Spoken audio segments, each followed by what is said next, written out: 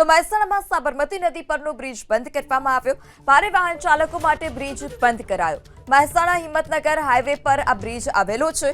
સાબરમતી નદી પર આવેલો બ્રિજ બંધ કરવામાં આવ્યો।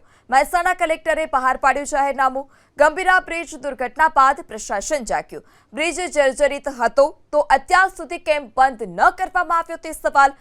ગંભીરા બ્રિજ દુર્ઘટના બાદ અધિકારીઓ જાગ્યા। મહેસાણા હિંમતનગર હાઈવે પર જે આ બ્રિજ છે તે આવેલો છે। હવે આ બ્રિજ જર્જરિત છે તેવું પ્રશાસનના ધ્યાને આવ્યું છે। આ પહેલા જો ચકાસણી કરી હોત તો પહેલેથી જ બ્રિજ બંધ કરી દેવાની ફરજ પડત। જો કોઈ દુર્ઘટના સર્જાઈ હોત તો પાછળ જવાબદાર કોણ તેને લઈ પણ અનેક સવાલ ઉઠી રહ્યા છે। આ બ્રિજ બંધ કરવાને લઈ કલેક્ટરે જાહેરનામું પણ બહાર પાડ્યું છે। ગંભીરા બ્રિજ દુર્ઘટના બાદ જે પ્રશાસન છે તે સફાળું જાગ્યું। બ્રિજ જર્જરિત હતો તો અત્યાર સુધી કેમ બ્રિજ બંધ કરવામાં ન આવ્યો તે પણ સૌથી મોટો સવાલ। વધુ માહિતી સાથે સંવાદદાતા હારૂન પણ જોડાઈ ચૂક્યા છે। જે હારૂન, આ કેટલા સમયથી આ પ્રકારે બ્રિજ જર્જરિત છે અને હવે બ્રિજ બંધ થતા કેટલા લોકોને હાલાકી?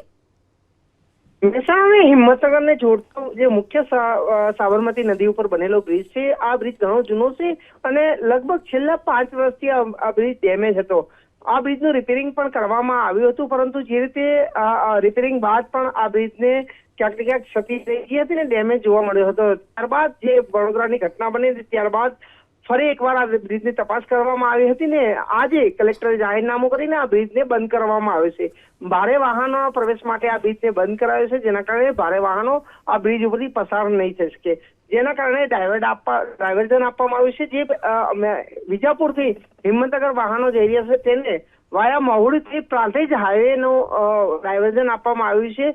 તો એ જ રીતે હિંમતનગરથી આવતા વાહનોને પણ એ જ રીતે વાયા પ્રાંતિજ મહુડી થઈને ડાયવર્ઝન આપવામાં આવ્યું છે। આ બ્રિજને જે રીતે ક્ષતિગ્રસ્ત થતા ક્યાંક ને ક્યાંક આ વિસ્તારના જે વાહનો પસાર થાય છે તેને 30 થી 40 કિલોમીટરનો વધારેનો રનવે કાપવો પડશે।